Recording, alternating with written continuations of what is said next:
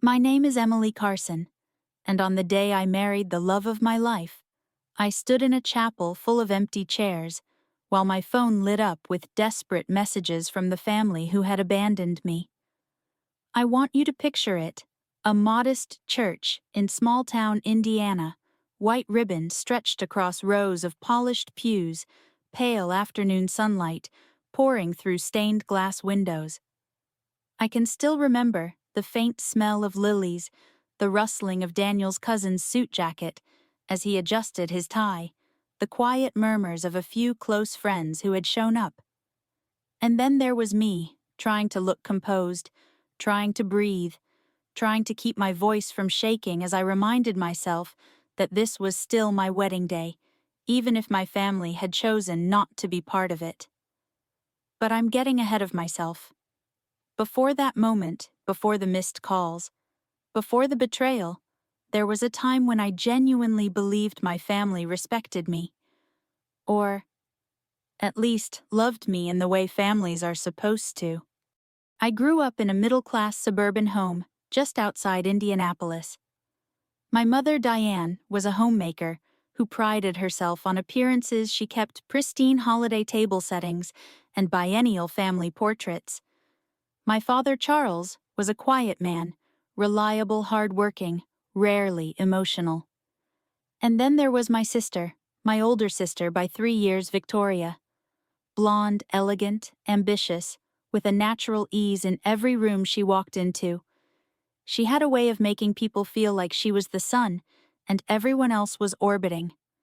And me, I was quieter, a bit bookish, more comfortable helping in the church bake sale or tutoring kids at the local library than networking or basking in attention. You wouldn't call me timid, more like gently reserved.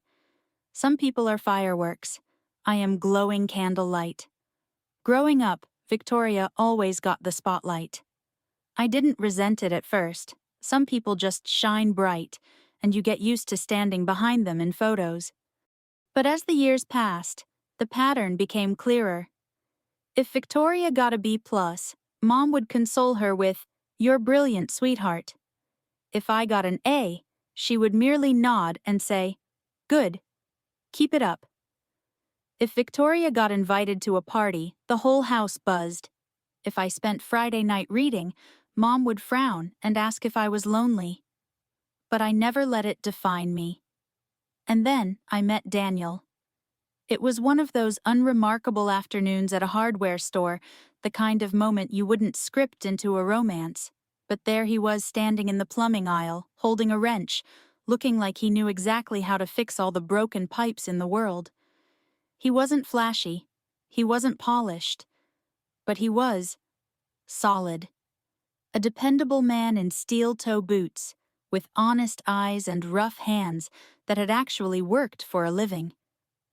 When I brought him to meet my family, I could see the silent judgment flash in their eyes before they even said a word. The kind of judgment that's more venomous when quiet. It was my mother who verbalized it first, though she tried to coat it in sugar. A plumber. Emily Well. That's practical. My father said nothing at all. And Victoria, she just smirked like she had been handed a private joke. But Daniel, God bless him, didn't shrink. He shook my father's hand firmly, complimented my mom's cooking, complimented the house, and even tried joking with Victoria. They smiled back politely, but the distance remained. Still, I thought, they'll warm up to him eventually. Isn't that what families do? When Daniel proposed one snowy evening in his small kitchen, standing beside a simmering pot of chili, I cried with genuine joy. Not because it was some fairy tale proposal, but because it was real, honest, tender.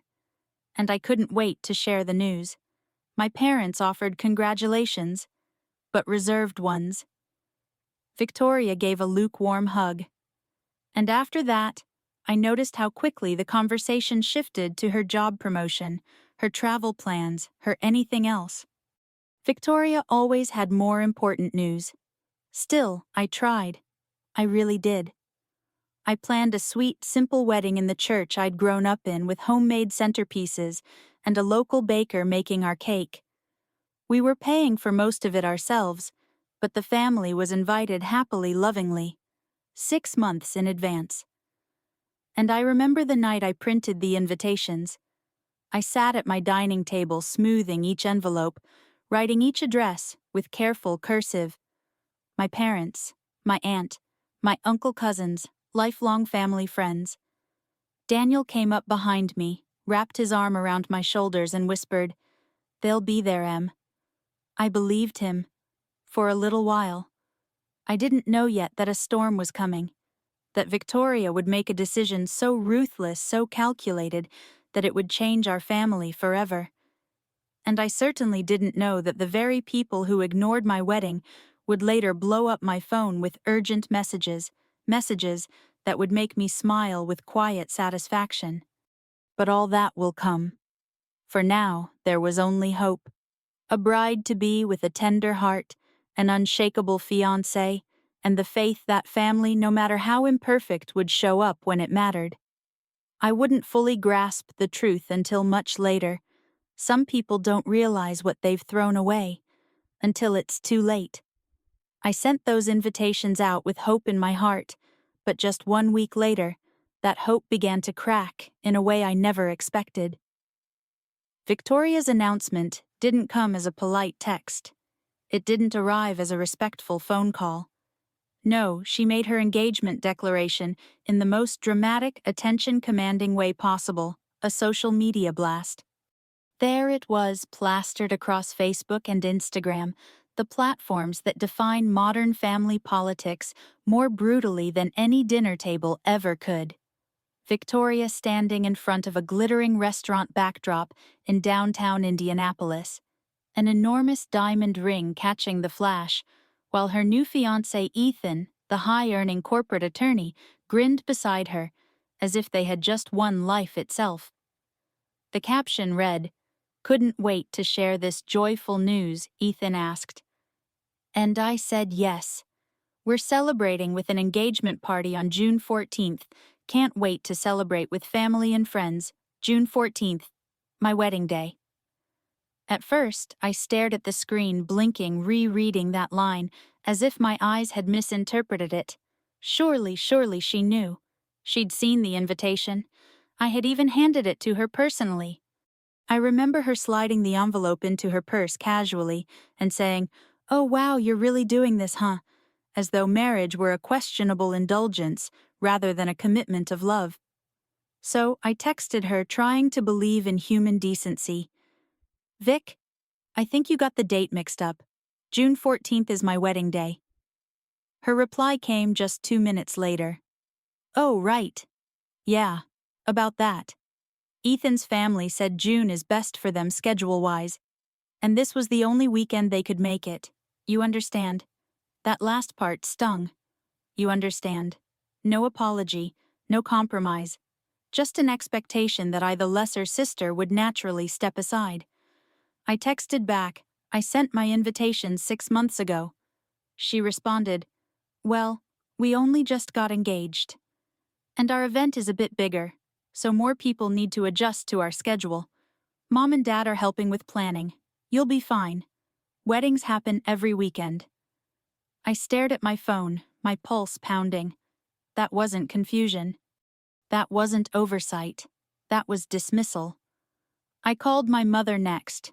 Surely she would say it was a mistake. Mom, Victoria is throwing her engagement party on my wedding day. Long silence. Then, "Yes, honey, it's unfortunate timing. But Victoria only just got engaged, and she's under so much stress." "What about my wedding?" I asked quietly. "Well, she's the older sister, and her engagement is, well, more socially significant. Her fiancé's family is quite established.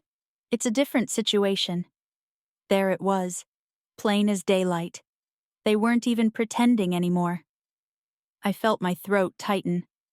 Are you saying you're going to her party instead?" Mom didn't answer immediately. When she finally did, her tone was gently patronizing, like she was consoling a child who didn't get a birthday pony. "Sweetheart, we'll try to stop by your ceremony if time permits. But of course, we need to attend Victoria's event. It's important." I think that's when something inside me hardened. A quiet turning point. A perspective shift. I realized then that my family didn't view me and Victoria as equals. I was the backup daughter, the supporting character, the one expected to understand. But I didn't fight.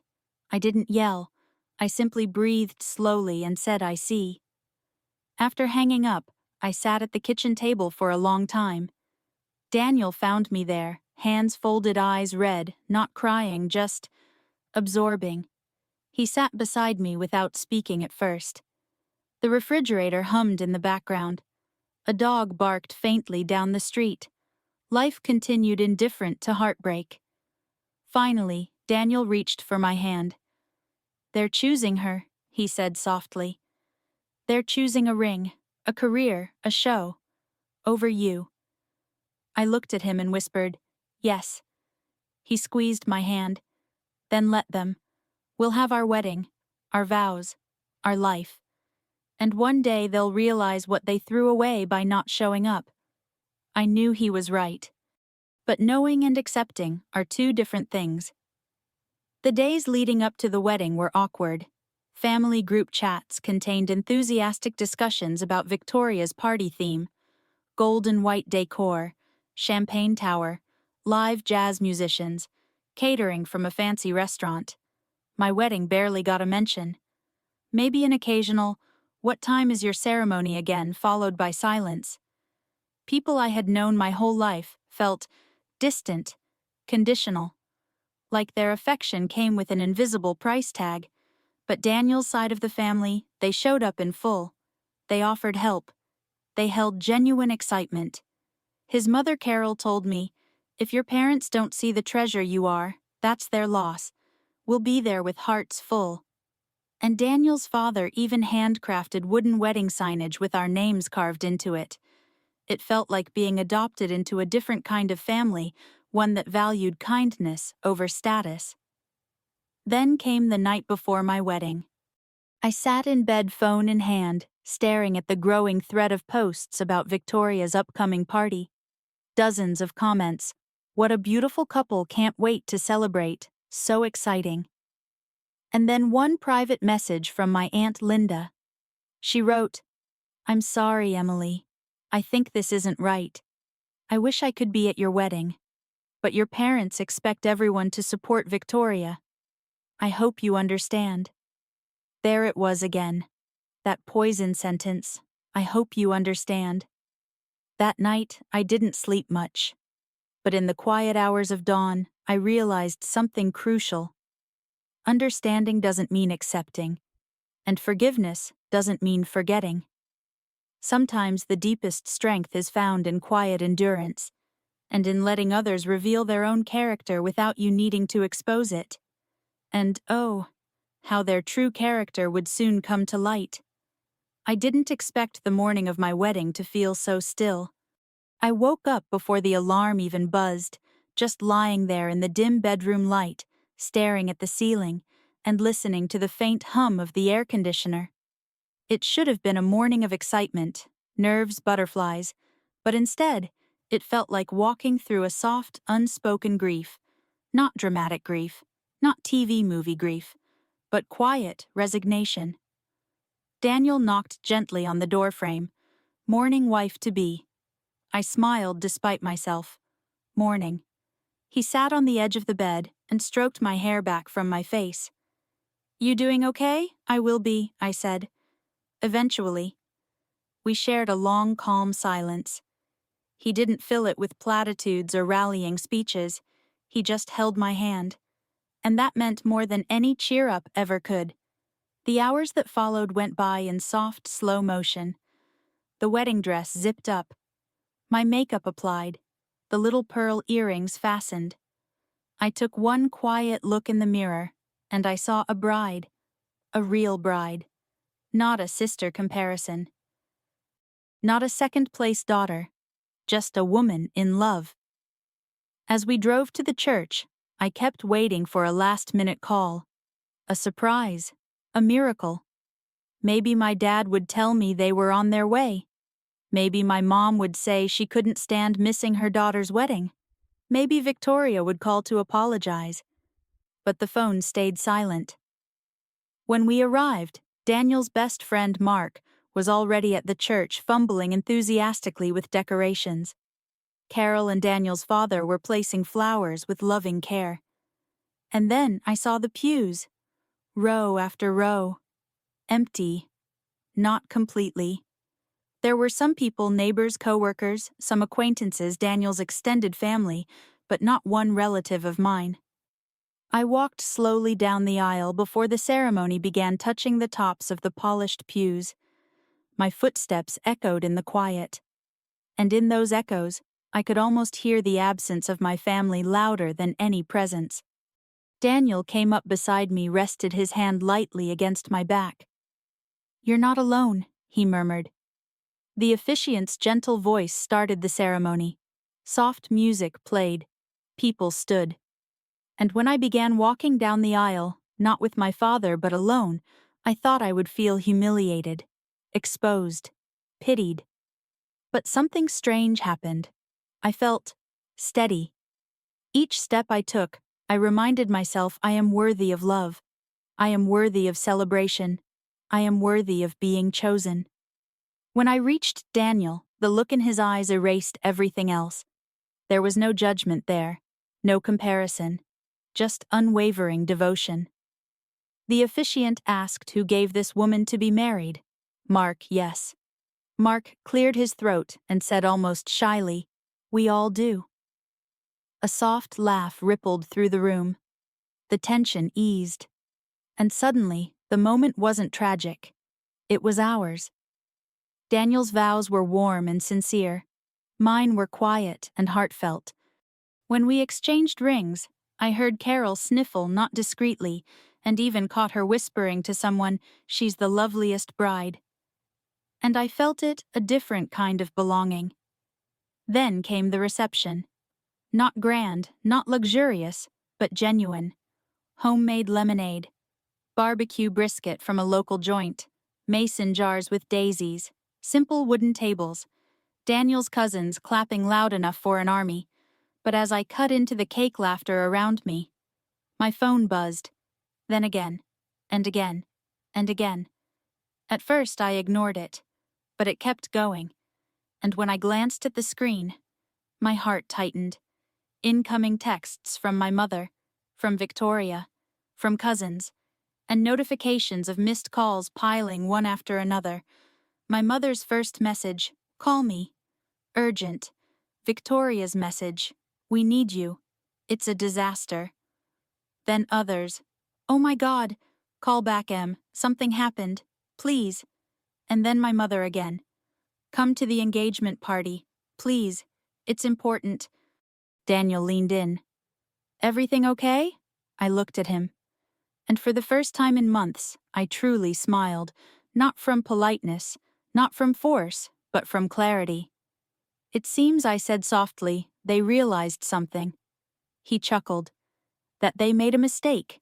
That actions have consequences," I replied. I set the phone face down on the table and lifted a forkful of cake. Vanilla buttercream. Sweet and comforting. Mark joked loudly, "Are we eating cake or waiting for angels to descend?" Everyone laughed. I did too.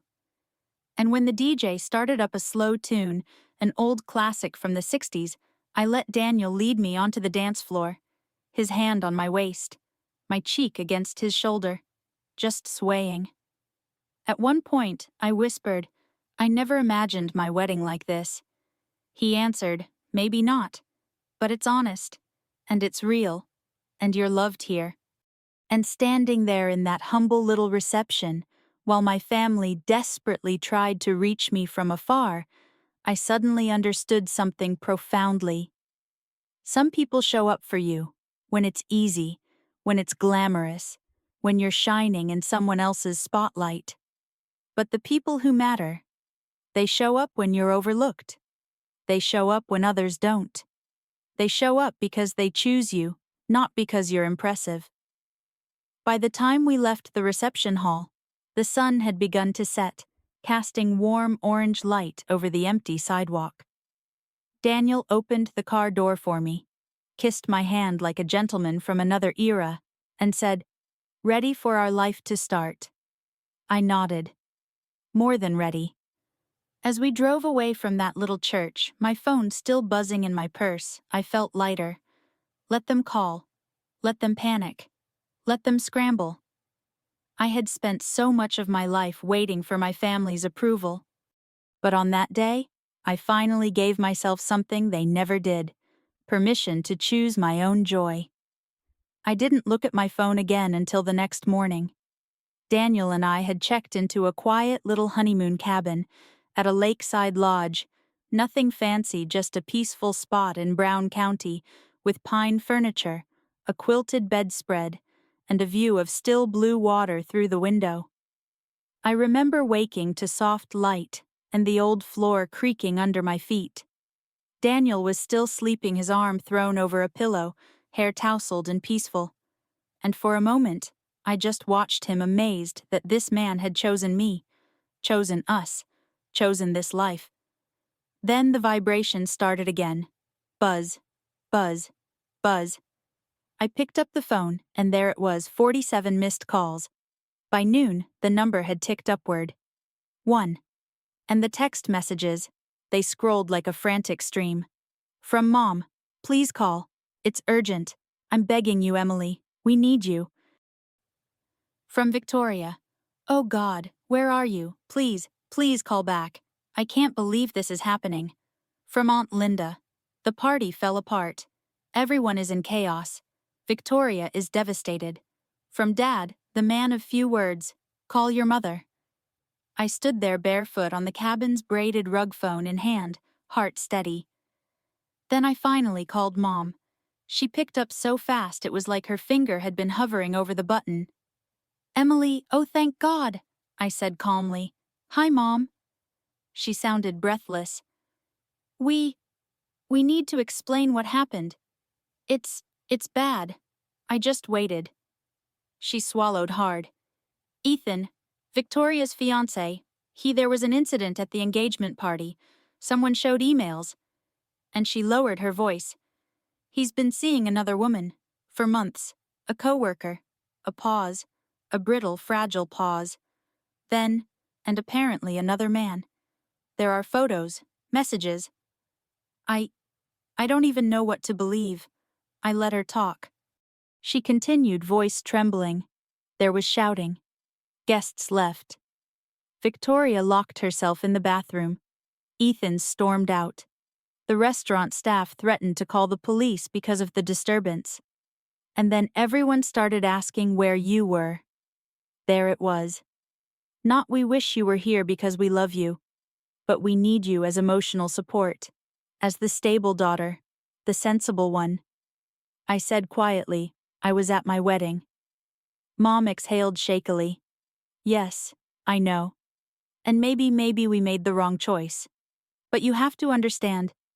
"No," I cut in gently. "I don't. Not anymore." Silence. Daniel stirred in the bed behind me, half awake, but sensing the tone. Mom finally whispered, "Your sister needs you." And I asked something I had never asked her before. "Where were you when I needed you?" She didn't answer. I didn't need her to. I said, "I hope Victoria gets through this. Truly. But I won't be the emotional crutch anymore."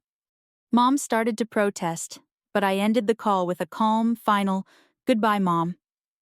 I set the phone on the nightstand. Daniel blinked at me sleepily. "You okay?" I crawled into bed beside him and laid my head on his chest. "Yes." He wrapped his arms around me. "Good." Later that day, we took a long walk by the lake. Elderly couples strolled by with quiet contentment. Ducks skimmed the surface of the water. There was this soft breeze carrying the scent of pine and damp earth. I said, "I don't understand how my family could be so blind." Daniel replied, Sometimes people don't see the value in what doesn't demand attention. We passed an old couple on a bench. The woman leaned her head on the man's shoulder, and he cupped her hand between both of his like a treasure. They weren't glamorous, they weren't extraordinary, but they were steady. And I thought, that's the kind of love I want. Not flashy, not fragile, real. That evening, another call came in, this time from Victoria. Her voice was shattered. Please don't hang up. I know you're angry. I know I hurt you. But I don't know where to go from here. I held the phone, letting her words hang in the air. She sobbed quietly. I thought I was choosing better. I thought I was choosing a life that everyone would admire. I finally asked, "Did you ever stop to think about my life?" Her breath hitched. Not enough. Maybe not at all. I said softly, "You chose status over sincerity, applause over authenticity," she whispered, "and look where it led me."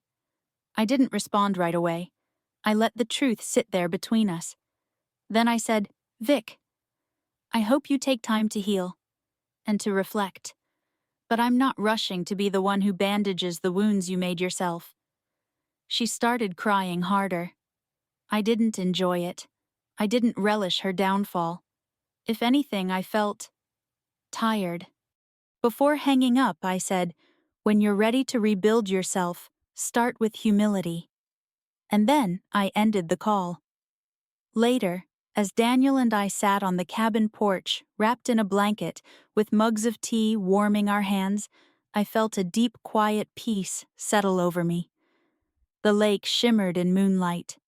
Crickets hummed. Somewhere faint laughter from another cabin drifted through the trees. Daniel nudged me. "Do you ever wish your family had supported you?" I thought about it. "Yes," I said. "But sometimes losing something is the only way to see what was real to begin with." He kissed my forehead. "And what was real?" I smiled into the night. "This. Us. People who show up, who stay, who don't treat love like a performance." And somewhere out there in a silent house filled with regret, my family finally learned that sometimes neglect has a cost. And sometimes the price is losing the very person you once took for granted. It was a week before I spoke to any of them again. Daniel and I returned to our little house, stepping back into ordinary life. The first morning back, I made coffee in our chipped ceramic mugs, the same ones we'd used for years. The kitchen window looked out onto our backyard, the one with the slightly crooked fence and patchy grass, but in that moment, it felt like a sanctuary. I remember thinking I'd rather have this imperfect peace than any immaculate misery. Word of Victoria's engagement disaster had spread quickly. Small towns always hum with a subtle gossip current, and though Indianapolis is hardly small, family circles can be. My cousin Brenda called to check in, which really meant to get the inside scoop. Was it true that Ethan was two-timing her with a paralegal? Did he really get physical with Uncle Ron? Is Victoria depressed or hysterical or both? I stayed calm. I didn't indulge her curiosity. "I'm not discussing Victoria's pain for your entertainment," I said firmly. She fell silent, then sighed. "You've changed, Em?" "No. I've just grown." Meanwhile, Daniel had returned to his plumbing jobs, fixing bursts and leaks, unclogging drains, while I resumed my work at the elementary school, helping kids with literacy. I found that children have a grounding energy. They care about snacks, cartoons, recess, not social hierarchy, or knowing the right people. There were moments when a student would look up at me, eyes bright, proudly sounding out a word like sunshine, and I felt healing in those small triumphs. But my family was still circling. One evening, Dad called, not out of urgency, not out of panic, but with a tone I hadn't heard for a long time. "Emily," he said slowly, "can we talk?" I paused, then walked outside onto the porch. The wood creaked under my step. I wrapped a shawl around me as I sat in the old rocking chair. Yes, I'm here. He cleared his throat. Your mother. She's not handling this well. She feels like she failed both her daughters. I almost laughed but stopped myself. Oh, and what about you? Dad sighed. I went along with her judgment. I shouldn't have. I should have stood up for you. I wasn't brave enough. It was a strange confession. From a man who never admitted fault. Dad, I said softly, I didn't need brave parents. I just needed present ones. He whispered, I know.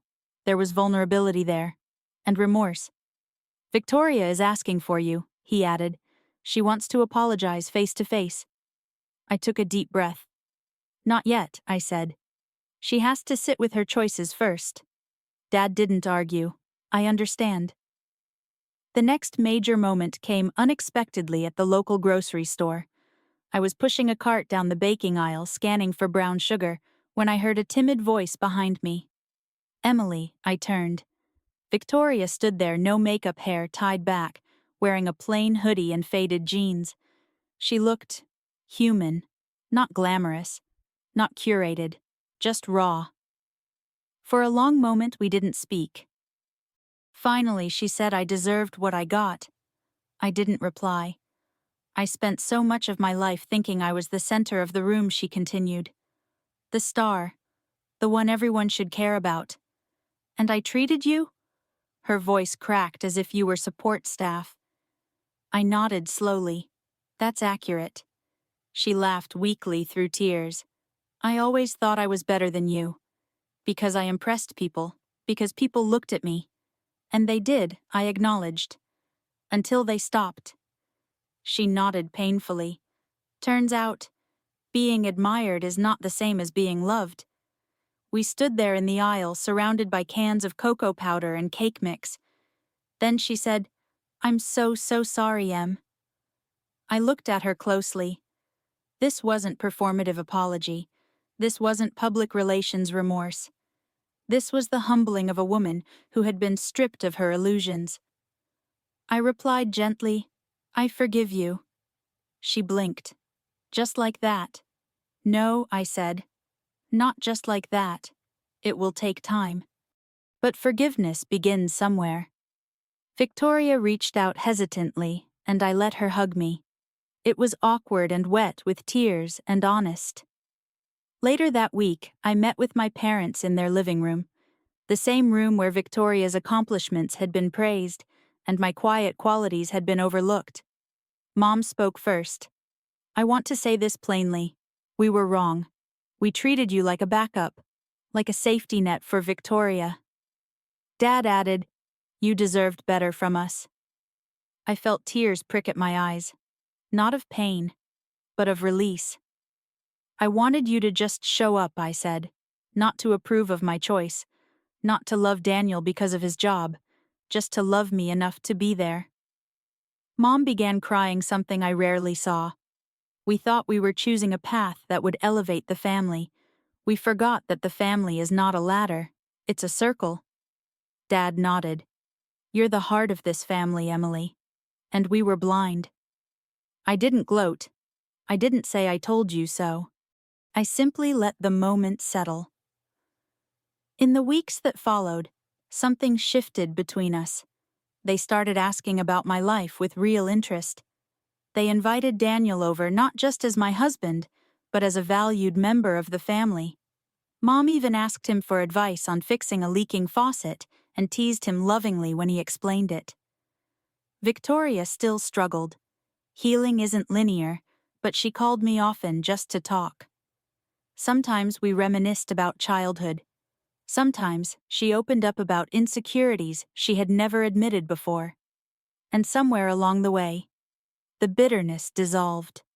The distance softened. The jealousy faded. The truth had come to light. Not just about Ethan's infidelity, but about unconditional love and conditional approval, about real connection and superficial applause, and about the people who show up when the chairs are empty. My wedding had been quiet. but my marriage was loud with love, and my family slowly was learning what love really meant. In the months that followed, I noticed the transformation, not just in my family, but in myself.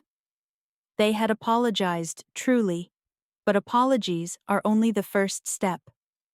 The bigger question was what comes next, because broken trust doesn't mend overnight. It knits back together slowly, thread by fragile thread. Daniel and I settled into married life with gentle steadiness. We spent Saturday mornings at local farmers' markets, Sunday afternoons fixing up the house, weekday evenings sharing stories over dinner.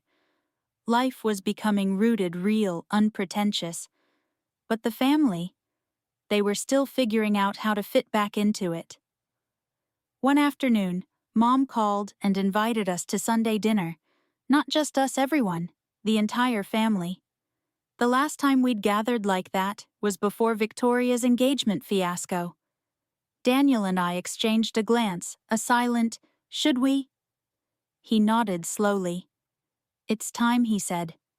When we arrived, Mom opened the door with a warm smile instead of a strained one.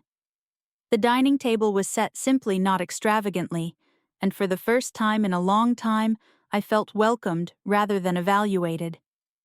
Victoria was there too, sitting quietly beside Dad. She offered a small, sincere smile. I returned it. Dinner started with awkwardness, of course it did. No one dives straight into emotional clarity without stumbling a bit. Dad asked Daniel about work, and this time, when Daniel answered, Dad actually listened, really listened, nodding thoughtfully instead of dismissively. Mom asked me about the kids I worked with. I told her about a little boy named Trevor, who was finally learning to read after months of struggling. Mom said softly, "You've always had the gift of patience, Emily. I never appreciated it properly." I blinked, surprised. Compliments from my mother used to be reserved exclusively for Victoria. Later in the evening after dessert, Dad cleared his throat and said, "I want us to talk. Honestly." The room quieted. He looked at me first. "Emily, when we didn't come to your wedding, that was one of the worst judgments we've ever made." He paused. "We followed comfort. We followed expectation, not conscience." Mom added I was captivated by appearances. I saw Victoria's party as glamorous, and your wedding as modest. She swallowed. I forgot that love doesn't need spectacle. Victoria squeezed my hand gently. I kept thinking I was the star. But maybe I was just burning too brightly to see anyone else. I felt a smile growing, not triumphant, not smug, just gentle. "I don't need grand gestures anymore," I said quietly. "I just want us to be honest with each other. Respectful. Present." Mom nodded. "You have our presence." Later, Dad and I ended up alone in the backyard. The night air was cool. Crickets were singing. He spoke without looking at me at first. "Emily, do you remember when you were 12 and you brought me that handwritten poem about wanting to be seen?" I gasped slightly. I hadn't thought of that in years. He continued, "I read it. I really did. But I didn't act on it. I didn't understand how invisible you felt beside Victoria." I stood there quietly absorbing his words. He turned to me. His eyes, usually stoic, were soft. "You were never invisible. I was just blind." There was something deeply healing about hearing that, especially from him. He added, "When you walked down the aisle alone, it should have been me beside you. I failed you." I answered softly, "We can't rewrite that day, but we can write the rest." He nodded with a grateful exhale. Now healing isn't linear, and reconciliation isn't a single moment. It's gradual. Still, the dynamic began to truly shift. Victoria started visiting me just to spend time, not to compete. We had coffee together one Saturday morning, sitting at a cozy local cafe, the kind with vintage signs and the smell of fresh muffins. She fiddled with her cup and said, "I used to think success was being admired. Now, I think it's being at peace." I smiled. "That's wisdom earned." She laughed. "Expensively earned." Then one day Mom came to see our house, and instead of judging the mismatched furniture or the old carpet, she walked in and said, "It feels like home in here. Warm. Comfortable." That felt like a real victory. Daniel's family, too, embraced mine slowly. There were backyard barbecues, game nights, casual dinners, spaces where both families mingled without pretense. At one of those gatherings, Carol pulled me aside. "I knew your family would eventually see you the way Daniel sees you. You're the kind of person who blooms quietly." I laughed softly. "I used to think I had to bloom loudly." She shook her head. "The quiet blossoms last longer." As the months turned into a year, the memory of that lonely wedding day didn't fade, but it softened. The sharp pain dulled into something understanding, almost wise. One evening, as Daniel and I sipped tea on our porch, I said, "Sometimes I wonder if that day, painful as it was actually necessary." He looked at me in quiet agreement. "That day revealed truths," he said. "About people. About love. About you." I nodded. "Yes. And about who really stands beside you when life gets real." With time, my wedding day stopped being the day my family abandoned me and became the day Daniel and I solidified our bond in the absence of others. The day that exposed shadows so that real light could eventually step in. Because some families only wake up when they realize what they almost lost. And sometimes, the loneliest moments in life are the ones that lead to the deepest clarity. In the spring that followed, I began to notice that life had settled into something steady and profoundly ordinary, and I mean that in the best possible way. Daniel and I had established our rituals, watering our little herb garden every morning, grocery runs on Fridays, church on Sundays, when we could. The small, unnoticed pieces of a shared life. And something else had settled too, the emotional dust around my family. One warm afternoon, Daniel and I were sitting at our kitchen table when I received a message from my mom. Not a crisis, not panic. Just, "We'd love for you and Daniel to come by Sunday. Thinking of doing a small family picnic." The emotional temperature had shifted. The storm clouds had lifted. Sunday came, and the whole family gathered at a nearby park, the one where Victoria and I used to ride our bikes as kids. Mom set out blankets. Dad tended to the grill with a concentration that made everyone smile.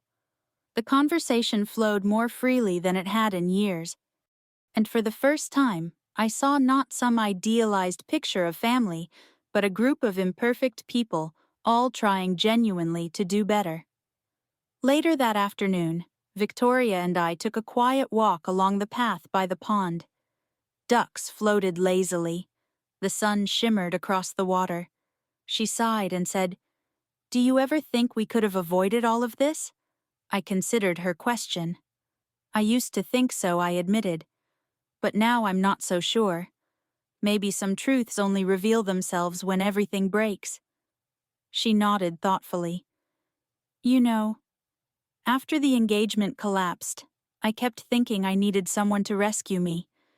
I thought I needed you to comfort me like you always did. But maybe what I really needed was to sit with the discomfort, to learn from it." The honesty in her voice was so different from the polished bravado she once wore like armor. "You did learn," I said. "And I don't think you're the same person you were before." Victoria smiled softly. "And neither are you." We walked a bit more until she stopped and looked at me with earnest eyes. "You know, even though I wasn't at your wedding physically, I think about that day a lot. About how you looked walking down that aisle alone. And I feel ashamed." I reached gently for her arm. "I don't want you to stay ashamed, just changed." She exhaled a shaky breath of relief. I am. I promise. Back in the picnic area, Dad called for everyone's attention. I want to say something, he announced, clearing his throat. We all turned to him. He held up a paper plate like a makeshift microphone. We all went through something this past year, some of us more than others. But I want to say this: nobody in this family is second best anymore. Nobody is overlooked. We're going to show up for each other from now on. Mom added, and with humility, with kindness, not with expectation. There was gentle laughter, soft applause. Nothing showy, just heartfelt. Later in the evening, when we returned home, I sat alone on the porch for a while, watching the sky turn orange and then pink. Daniel joined me after a few minutes, placing his arm gently around my shoulders. "Penny, for your thoughts," he asked. I smiled. "Just thinking," I said, "about how far we've come." He nodded. "You taught them something, not through anger, not through revenge, but through grace." That word settled in me. Grace. My story wasn't one of dramatic retaliation. I didn't humiliate my family publicly. I didn't write them off forever. Instead, life in its quiet, steady way taught its own lessons. And those lessons stuck. A few months later, Mom came to me with a framed photograph. My heart caught when I saw it, the picture Daniel and I took at our wedding, the one where it was just the two of us smiling into the camera, empty chairs blurred in the background. Mom said I'd like to display this at home, as a reminder of what I asked, gently. She looked at me with clear eyes. That presence matters more than presentation.